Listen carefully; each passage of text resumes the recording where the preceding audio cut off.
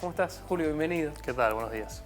Bueno, se ha hablado mucho esta semana. La última noticia que podríamos allí plantear es que la provincia de Mendoza, la lista de candidatos que lleva como o en la cabeza a Cornejo, va a ir con el nombre local, con Frente Cambiemos.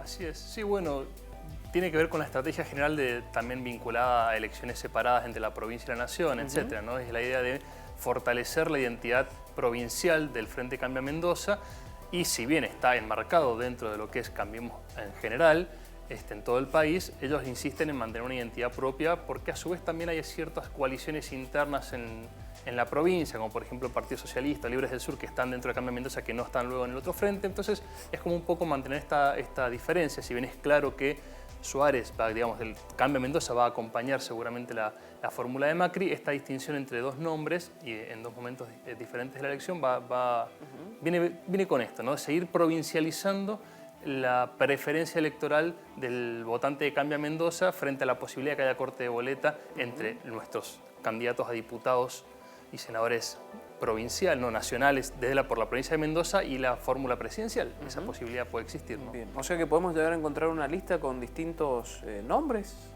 No, por lo pronto lo que están de algún modo dándonos a entender es que si bien no es una boleta corta, como se suele decir, en el sentido de que no va la boleta separada a boletas de candidato presidencial, sí, esta distinción un poco apunta a tratar de diferenciar o identificar por un lado lo que van a ser nuestros candidatos y candidatas a diputados y senadores nacionales y por otro lado lo que sería, en el marco de Cambiemos siempre, ¿no? La candidatura presidencial.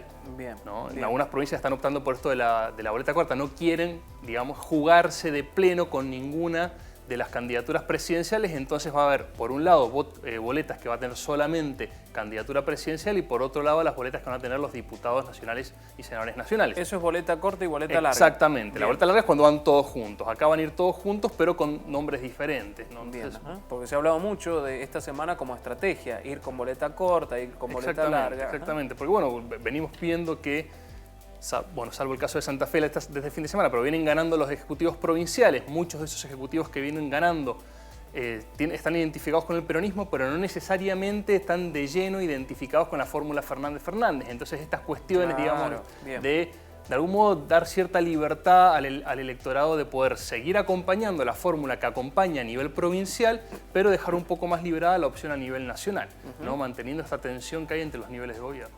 Julio, hay mucha importancia en quiénes serán los candidatos a diputados nacionales. Suena como cabeza de lista aquí en la provincia de Mendoza, el titular del partido, de la Unión Cívica Radical, Alfredo Cornejo, porque claro, se renueva la mitad del Congreso, de los legisladores del Congreso. Así es, la Cámara de Diputados se renueva por mitades y efectivamente el resultado de esta elección también va a proyectar un poco cómo va a ser la conformación final del Congreso que tendrá que, con el que tendrá que articular, que negociar el próximo presidente de la República, ¿no? Entonces, cómo va a evolucionar el tamaño de cada una de las fuerzas hacia dentro del Congreso tiene que ver mucho con esto y a su vez también las elecciones y el armado de las listas legislativas terminan de conformar los procesos de negociación, estos tan extraños que hemos visto en estos últimos tiempos de aglutinación de fuerzas, los que antes estaban peleados que ahora van juntos. Bueno, eso te va a terminar de tomar forma a nivel general con los armados finales de las listas legislativas también. Ahí vamos a ver qué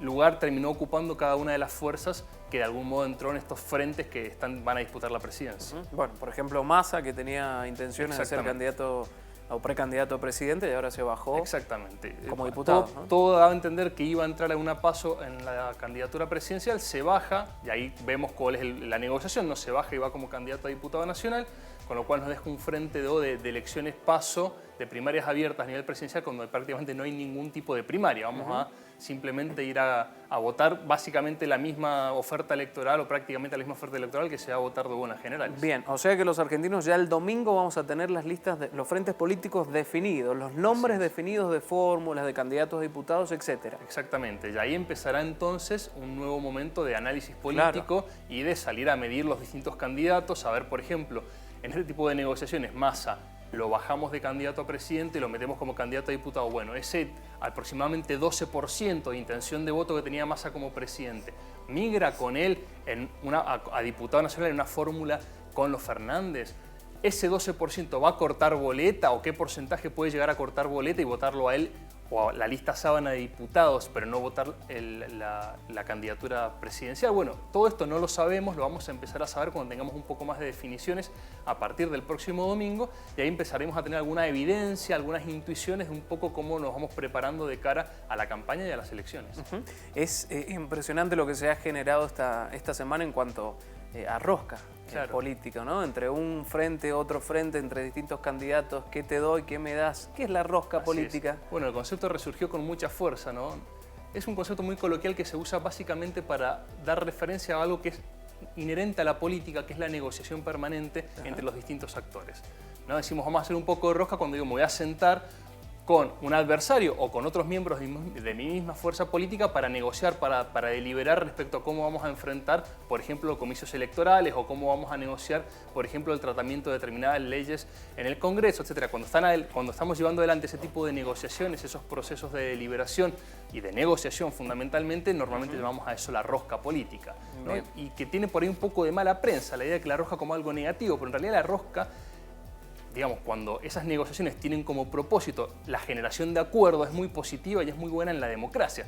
Por supuesto que muchas veces pensamos la rosca en asociación a negociaciones que no solamente involucran negociaciones sobre temas institucionales, sino a veces también negociaciones sobre cuestiones de corrupción. Entonces ahí es donde empieza a mancharse y empezamos a asociar la rosca con la corrupción. Decir, bueno, en realidad están haciendo rosca porque están negociando votos por plata en el Congreso, una cosa por el estilo, ¿no? Bueno, no necesariamente es así. Cuando hacemos referencia a la rosca, hacemos referencia a hacer política, a que los políticos se sienten, discutan, en una mesa chica se digan todo lo que se tengan que decir y lleguen o no a un acuerdo, pero que queden los términos bien claros de la negociación. Julio, como siempre, muy claro, gracias por estar con nosotros. Gracias por la invitación.